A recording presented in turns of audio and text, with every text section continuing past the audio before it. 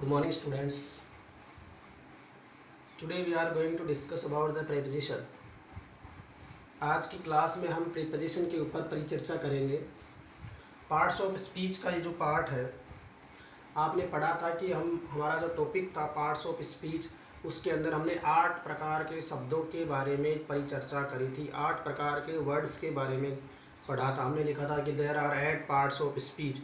तो उसमें से देखो, हमने सबसे सर्वप्रथम पढ़ा था नाउन, संज्ञा। दूसरा पढ़ा था प्रनाउन, सर्वनाम। तीसरा एडजेक्टिव, विशेषण। चौथा वर्ब, क्रिया। पांचवा पढ़ा था एडवर्ब, क्रिया विशेषण। और ये छठा जो पॉइंट है, 6 नंबर का जो पॉइंट है, प्रेपोजिशन। उसके बाद में कंजक्शन और इंटरजेक्शन के साथ कंप्लीट हो जाएगा आपका पार्ट्स ऑफ स्पीच का ये चैप्टर। अभी हम प्रीपोजिशन की बात करते हैं। तो प्रीपोजिशंस हैं वो होती क्या है? सबसे पहले प्रीपोजिशन का हिंदी अर्थ होता है संबंध सूचक अवयव। संबंध सूचक अवयव। प्रीपोजिशन का हिंदी अर्थ होता है संबंध सूचक अवयव। अब संबंध सूचक शब्द की यदि हम व्याख्या करें कि संबंध सूचक यानी संबंध को बताने वाला अवयव यानी एलिमेंट, तत्व या शब्द, दो शब्दों के बीच में किस प्रकार का संबंध है, ये संबंध प्रदर्शित करने के लिए प्रीपोजिशन का यूज है वो किया जाता है। सबसे पहले हम बात करेंगे प्रीपोजिशन की डेफिनेशन की। डेफिनेशन की मीनिंग होती है परिभाषा। और किसी भी शब्द की परिभाषा जो बनती है उसके फंक्शन से बनती है, उसके काम से बनती है कि वो किस प्रकार का काम करता है, उस प्रकार से। सबसे पहले हम प्रीपोजिशन शब्द की व्याख्या करते हैं। जैसे संबंध सूचक अवयव की व्याख्या करें, यानी संबंध सूचक, संबंध को बताने वाला अवयव यानी शब्द, संबंध को बताने वाला शब्द। ये संबंध, अब अंग्रेजी का जो शब्द है प्री प्लस पोजीशन, ये बना है प्रीपोजिशन। तो ये एक शब्द तो है प्री यानी होता है पहले, और पोजीशन अलग से रखे जाए तो पोजीशन का मतलब होता है स्थान। तो प्री पोजीशन यानी पहले से प्रयुक्त स्थान, प्री यानी पहले, पोजीशन यानी स्थान, दो अलग अलग अर्थ होता है। तो प्री यानी बिफोर, पोजीशन यानी होता है प्लेस, किसी प्लेस के ऊपर पहले से किसी चीज़ को प्रयुक्त करना, यूज करना, प्रीपोजिशन होता है। सामान्य शब्दों में सबसे पहले हम डेफिनेशन को रीड करते हैं, शब्दों के भाव समझते हैं, कहाँ पर कॉन्सेंट्रेट किया जा रहा है, और उसके बाद उसका हिंदी देखेंगे। ए preposition is a word. A preposition is a word placed before, word placed before noun and pronoun to show its relation with other noun and pronoun। देखिए, a preposition is a word placed before। Preposition वह शब्द होता है placed before, जिसको placed किया जाता है, रखा जाता है, यूज किया जाता है before यानी पहले, noun and pronoun। प्रीपोजिशन वह शब्द होता है जिसका प्रयोग नाउन या प्रोनाउन, संज्ञा या सर्वनाम के पहले यूज किया जाता है। और यूज किस लिए किया जाता है? Noun and pronoun to show, दिखाने के लिए, इट्स रिलेशन, इसका संबंध, with other noun and pronoun, sentence में प्रयुक्त दूसरे नाउन और प्रोनाउन के साथ उनका संबंध दिखाने के लिए हम प्रीपोजिशन का यूज करते हैं। सामान्य शब्दों में कहूँ तो प्रीपोजिशन या संबंध सूचक अवयव वह शब्द होता है जिसका यूज किसी संज्ञा या सर्वनाम के पहले होकर के या पहले प्रयुक्त करके दूसरे नाउन या प्रोनाउन के साथ उसका संबंध प्रदर्शित किया जाता है। अब आगे हम बात करते हैं कौन कौन से प्रीपोजिशंस जो है आपके सिलेबस में हैं, जिसके बारे में हमको चर्चा करनी है। In, on, at, of, with, by, from, to, into, of, out, till, for, up, across, among, between। ये मैंने कुछ एग्जांपल्स लिखे। ये ऐसे वर्ड्स आपने बहुत सारे जो सेंटेंस बनाए हैं तो उस सेंटेंस में आपने देखे ही होंगे। तो ये ऐसे शब्द जो होते हैं वो क्या कहलाते हैं? प्रीपोजिशन कहलाते हैं। इन प्रीपोजिशंस का यूज सामान्य वाक्यों जैसे he go to school, go to आ गया school. He is travel by bus, वह बस से यात्रा कर रहा तो बाई का यूज आ गया। He is agree with me, वह मेरे से सहमत है, विथ आ गया। He is coming from Jaipur, वह जयपुर से आ रहा है, तो स्थान से पृथकता के भाव में फ्रॉम आ गया। The he she fell into the river, वह नदी में गिर गई।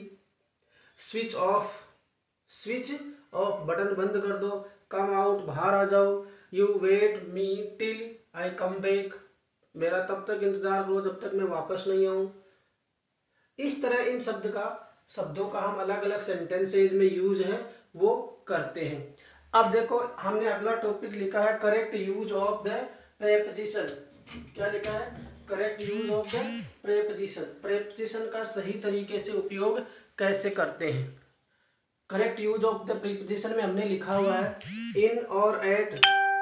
इन और एट, इन का यूज बड़े नगरों तथा देशों के लिए होता है। इन और एट, इन का यूज बड़े नगरों और देशों के लिए होता है, जबकि एट का प्रयोग छोटे स्थानों के लिए होता है। मतलब हमारे पास दो तरह की सिचुएशंस होती है, हमें किसी शब्द के पहले या किसी स्थान के पहले इन या एट दोनों का यूज हम कर सकते हैं। तो हमें अंतर क्या देखना होता है? इन का तो करते हैं बड़े शहर जो होते हैं या कोई देश होता है उसके लिए।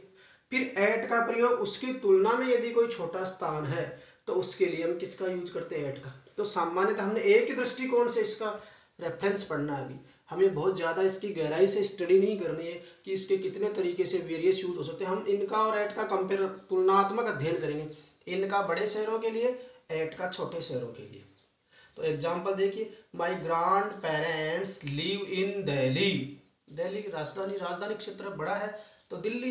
And they go to do service at Karnal, वो करनाल सर्विस करने के लिए या नौकरी करने के लिए गए हैं। तो दिल्ली की तुलना में करनाल जो है वो छोटा स्थान है, इसलिए एट, इसके पहले एट का प्रयोग और इसके पहले इनका प्रयोग। देखिए दोनों ही शहर हैं, दोनों ही शहरों के पहले प्रेपोजिशन का यूज किया गया है। यहाँ पर इनका यूज किया गया है, इसका मतलब ये है कि ये बड़ा शहर है, दिल्ली है, राजधानी क्षेत्र है, और करनाल जो है वो दिल्ली की तुलना में छोटा स्थान है, इसलिए इसके पहले एट प्रेपोजिशन का यूज किया गया है। दूसरा हम पढ़ते हैं बिहाइंड और आफ्टर। देखो बिहाइंड यानी स्थान की ओर या किसी चीज की तरफ, वस्तु की तरफ, स्थान की तरफ या समय की तरफ इशारा करना। बिहाइंड स्थान की ओर, जबकि आफ्टर समय की ओर संकेत करता है। दोनों किसी न किसी की तरफ संकेत करते हैं। जब हमें किसी स्थान की तरफ संकेत करना हो, पॉइंट आउट करना हो, तब तो हम बिहाइंड प्रेपोजिशन का यूज करेंगे, और यदि किसी स्थान की समय की तरफ करना हो तो हम किसका यूज करेंगे? आफ्टर। कौन से प्रेपोजिशन का यूज करेंगे? आफ्टर प्रेपोजिशन का यूज करेंगे। देखना, बिहाइंड स्थान की ओर, जबकि आफ्टर समय की ओर संकेत करता है। बिहाइंड तो किसकी तरफ? स्थान की ओर, और आफ्टर किसकी ओर? समय की ओर संकेत करता है। एग्जाम्पल देखते हैं, students sit behind the driver. Students sit behind the driver, विद्यार्थी ड्राइवर के पीछे बैठे हुए हैं। अर्थात ड्राइवर गाड़ी चला रहा था, वो फ्रंट सीट पे होता है, और उसके पीछे वाली सीट पे कौन बैठे हुए? तो बिहाइंड यानी उसके पीछे बैठे हुए हैं। अब देखना, I shall phone you after lunch, मैं आपको लंच के बाद में फोन करता हूँ। लंच के बाद में फोन करता हूँ, after. I shall phone you after lunch, मैं लंच के बाद, मेरी लंच, ये अब समय की बात कर रहे हैं, अभी लंच कर रहे हैं। लंच का टाइम जब होता है, जैसे दोपहर को लंच का टाइम होता है, तो उसके बाद फ़ोन करता हूँ, तो समय की तरफ इशारा हो रहा है। बिहाइंड यानी एकदम से किसी स्थान के पीछे, यानी ड्राइवर की सीट के पीछे जो पैसेंजर सीट होती है उस पर विद्यार्थी बैठे हुए हैं। तो यहाँ पर ये डिफरेंट होता है, ये बिहाइंड है वो प्लेस के लिए आ रहा है, और ये आफ्टर जो है वो टाइम इंडिकेट कर रहा है, समय को सूचित कर रहा है, समय के बारे में संकेत कर रहा है, और ये प्लेस के बारे में संकेत कर रहा है। इस तरीके से हम बिहाइंड और आफ्टर का एक अंतर है वो समझ पाते हैं। अब देखना अगला, by, with and from. By, with और फ्रॉम, इन तीन का अलग अलग वेरियस यूज होता है। बाई और विथ से कार्य करने वाले व्यक्ति के बारे में, या कार्य किसी यंत्र के द्वारा किया जाए उसका पता चलता है या उसके भाव को प्रकट करता है। जबकि फ्रॉम का यूज पृथकता के भाव को, या किसी स्थान से, किसी वस्तु से अलग होने का भाव हो, तो उस समय हम फ्रॉम का यूज करते। देखिए बाई और विथ का यूज कार्य करने वाले व्यक्ति के बारे में या कार्य किसके द्वारा किया जा रहा है इनके बारे में बताया जाता है। जबकि फ्रॉम का यूज एक स्थान से दूसरे स्थान या एक वस्तु से अलग होने का भाव या पृथकता का भाव जहाँ होता है वहाँ पर इसका यूज करते हैं। बाई और विथ का प्रयोग कार्य करने वाले या किसी यंत्र के द्वारा कार्य करने के भाव को प्रकट करता है, जबकि फ्रॉम से पृथकता का भाव प्रकट होता है। कुछ एग्जाम्पल से हम इसको समझते हैं। This project was done by Ranjit. यह प्रोजेक्ट है वो रंजीत के द्वारा किया गया। This project was done by Ranjit. ये कार्य रंजीत के द्वारा पूरा किया गया है, या इस प्रोजेक्ट को किसके द्वारा पूरा किया गया है। तो काम करने या द्वारा के में किसका यूज हो रहा है, बाई का। ए Hunter killed 2 birds with 1 shot. A Hunter killed 2 birds with 1 shot. एक शिकारी ने एक ही शॉट में 2 पक्षियों का शिकार कर लिया। ए Hunter killed 2 birds with 1 shot. एक शिकारी ने ए हंटर किल्ड 2 बर्ड्स। एक शिकारी ने 2 पक्षियों को एक ही शॉट में मार डाला, या एक ही गोली में या एक ही तीर में मार डाला। तो वित्त का प्रयोग किसके लिए हुआ, के द्वारा या कार्य करने के भाव में। अब देख रहा, a baby fell from the bed. एक लड़का बेड से गिर जाता है। फेल फ्रॉम द बेड, तो फ्रॉम का मतलब वो बेड से गिरा तो नीचे बेड से वो अलग हो गया, पृथकता का भाव आ गया। इन दोनों में तो क्या आ रहा था, कार्य करने वाले व्यक्ति के बारे में या कार्य किसके द्वारा किया गया, और इसमें पृथकता का भाव अभिव्यक्त होता है। तो तीनों एग्जाम्पल से बाई और विथ और फ्रॉम का है वो डिफरेंस मालूम हो रहा है। तो फ्रॉम तो पृथकता के लिए आता है, विथ और बाई किसके लिए आते हैं, किसी कार्य को करने वाले या कार्य किसके द्वारा किया गया ये भाव है उसको अभिव्यक्त करने के लिए किया जाता है। इस तरीके से हमने 3 रूल पढ़े। अब हम चौथा रूल पढ़ते हैं, बाई और टिल का। बाई और टिल का देखो, बाई का प्रयोग निश्चित समय के लिए, बाई का प्रयोग निश्चित समय के लिए, जबकि टिल का प्रयोग अनिश्चित समय के लिए होता है। बाई और टिल, बाई का प्रयोग निश्चित समय के लिए, जबकि टिल का प्रयोग अनिश्चित समय के लिए होता है। बात समझ में आ गई, निश्चित और अनिश्चित। देखना, he must have reached there by now. उसे अब he must have reached there by now, उसे अब तक निश्चित रूप से पहुंच जाना चाहिए, यानी वह अब तक निश्चित रूप से पहुंच गया होगा या पहुंच जाना चाहिए। आई शैल वेट टिल यू रिटर्न, मैं आपका इंतजार करूंगा टिल यू रिटर्न, जब तक आप आओगे नहीं। लेकिन अब आने का समय निश्चित नहीं है कि आप 1 घंटे में आएंगे, कि आप 1 मिनट में आएंगे, कि आप 2 दिन में आएंगे, कि आप 5 दिन में आएंगे। हमें समय के निश्चितता के बारे में कोई रेफरेंस नहीं है। और टी ये दिया गया है रीच देयर बाय नाउ, यानी अब तक जो समय है इस समय तक वहां उसको पहुंच जाना चाहिए, अर्थात वो इस समय तक वहां पहुंच गया है। तो आई शैल वेट टिल यू रिटर्न, मैं तब तक इंतजार करूंगा जब तक तुम नहीं लौटोगे। अब जब तक में कोई निश्चित समय नहीं कि वो कब लौटेगा। अगली बात करते हैं, ऑन और अपॉन। देखिए, ऑन और अपॉन दोनों एक दूसरे के समानांतर हैं, ऊपर की अवस्था के लिए यूज किया जाता है, लेकिन थोड़ा सा डिफरेंस होता है। ये स्थिर के लिए होता है और ये गतिमान के लिए होता है। ऑन का प्रयोग स्थिर अवस्था के लिए होता है, जैसे suppose that the duster is on the table, duster जो है टेबल के ऊपर है। अब देख, और ये जो है अपॉन है वो गतिमान अवस्था के लिए होता है। तो पहली बात, ऑन और अपॉन, यानी ऑन का प्रयोग स्थिर अवस्था के लिए होता है, अपॉन का प्रयोग गतिशील अवस्था के लिए किया जाता है। कहाँ किया जाता है, ऑन का प्रयोग तो किया जाता है स्थिर अवस्था के लिए, स्थायी हो, कोई वस्तु फिक्स हो, उसमें किसी प्रकार की मोशन या गति नहीं होनी चाहिए। जबकि अपॉन का प्रयोग कोई चीज़ किसी वस्तु के ऊपर हो लेकिन वह गतिमान हो, उसमें गतिशीलता हो, उसमें मोशन हो, उसमें मूवमेंट हो रहा हो, तो उस अवस्था के लिए अपॉन का यूज करते। एग्जाम्पल से ये चीज़ और बहुत अच्छे से क्लियर हो पाएगी। देखना, there is a monkey on the roof, there is a monkey on the roof, यानी छत के ऊपर बंदर है। इसका मतलब वो बंदर बिल्कुल स्थिर अवस्था में बैठा हुआ है, उसमें इस समय जब हम बात कर रहे हैं उस समय कोई मोमेंट नहीं हो रहा, ये नहीं है कि वो उछल कूद कर रहा है।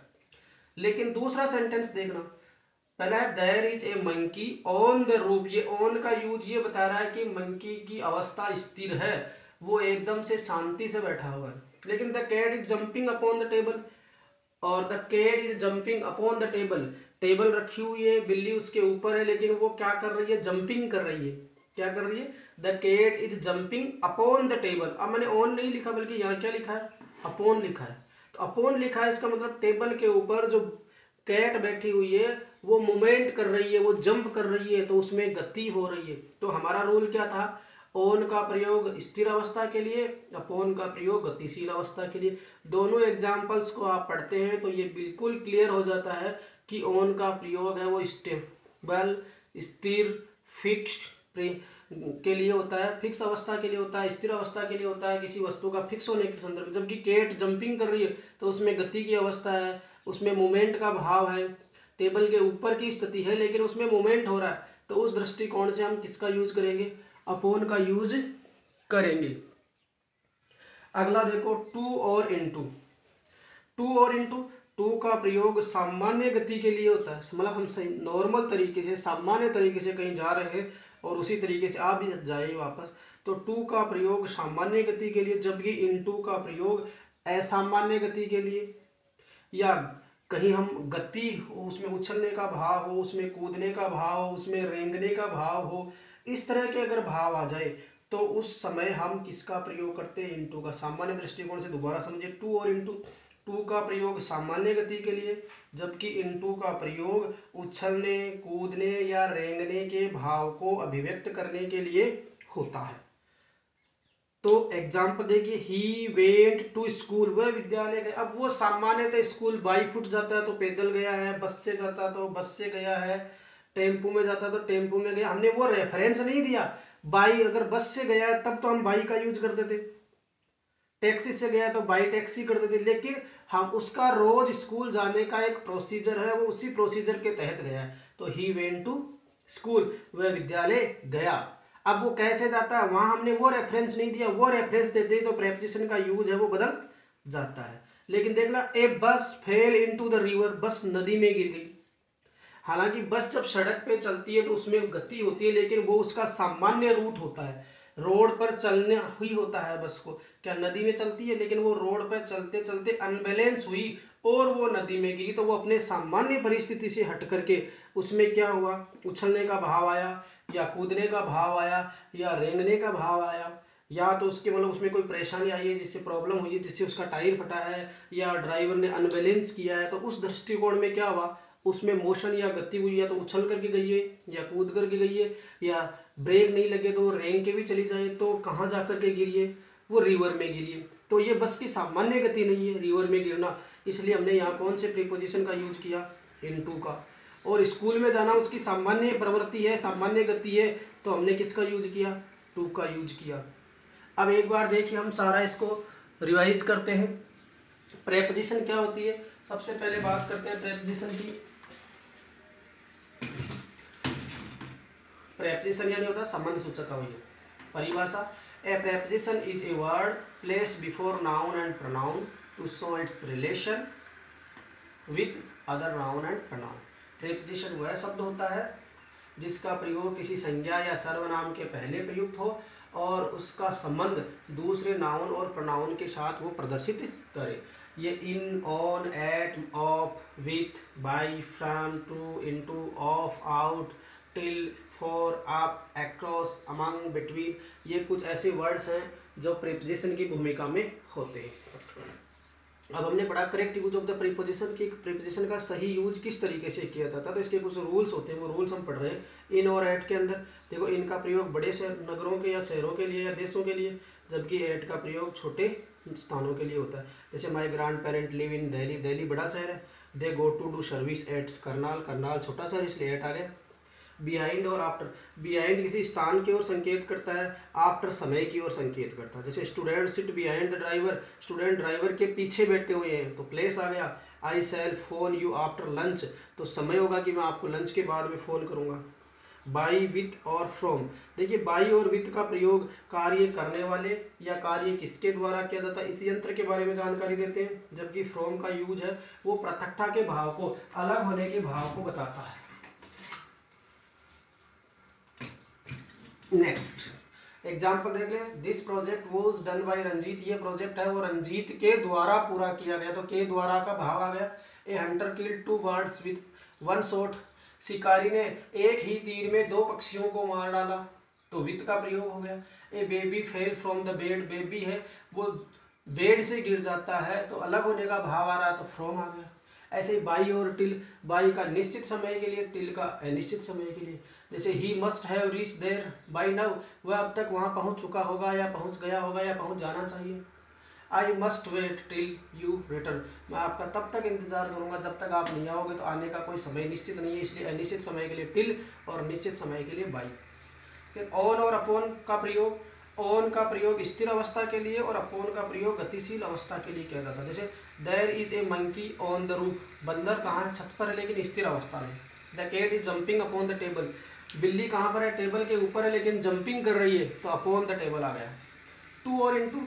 टू सामान्य गति के लिए प्रयोग होता है, इनटू प्रयोग में उछलने कूदने या रेंगने का भाव होता है। जैसे ही वेंट टू स्कूल, वह विद्यालय जाता है, सामान्य गति है। ही ए बस फेल इनटू द रिवर। और एक बस है वो नदी में गिर जाती है, वो असामान्य गति है, उसमें उछलने का कूदने का या रेंगने का भाव हो सकता है। इस तरीके से आपका प्रेपोजिशन का इंट्रोडक्शन और कम से कम 4 या 5 प्रेपोजिशन का सामान्य यूज हमने पढ़ा है। यह आप अपनी नोटबुक में लिखेंगे और होमवर्क के रूप में करेंगे। Thank you very much.